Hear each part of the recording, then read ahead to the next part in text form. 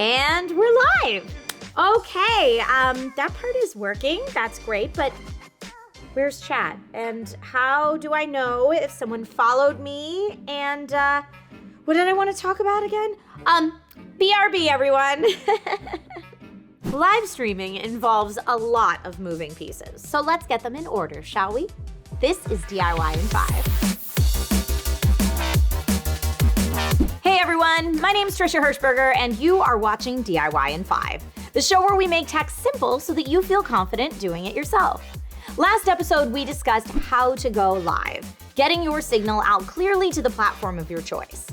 And now that we're live, what comes next? Today, we are going to focus on some tips to make your life a little easier while you're streaming. So let's do this thing. Before you go live, it's important to have a good idea of what you want to stream. A game, completing an art project, maybe you've got a few different things that you want to talk about.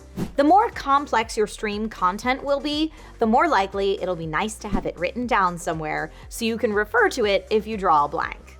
Whether this is written on a document on a computer screen, maybe a handwritten sticky note taped to your desk, or a full-on script on a teleprompter, which you can now purchase surprisingly affordably online, many streamers find talking points to fall back on helpful.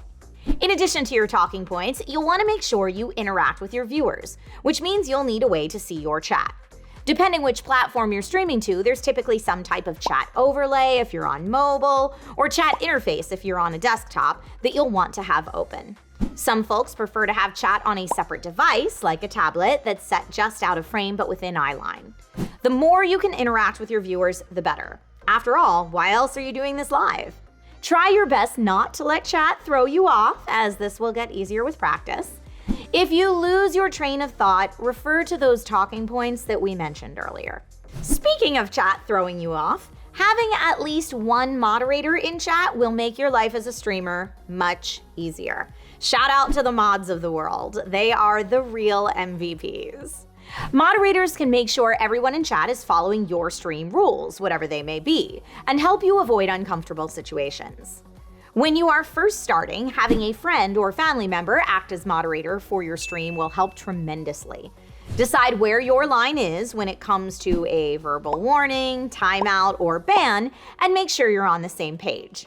Once you have an established community, see if anyone who knows your style would like to volunteer. A mod can be a prestigious position after all. Other safe ways to interact with your community if you want to turn chat off altogether could be through on-screen alerts or interactive polls.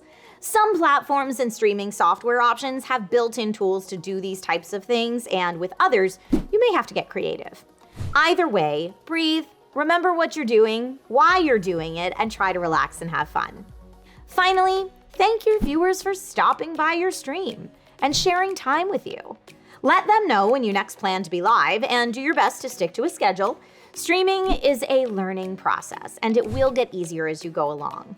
Give yourself some grace, know that there is much out of your control, embrace the chaos of it all, and above all, enjoy yourself as much as possible. Thanks for watching, everyone, and I will see you next time with more DIY in 5.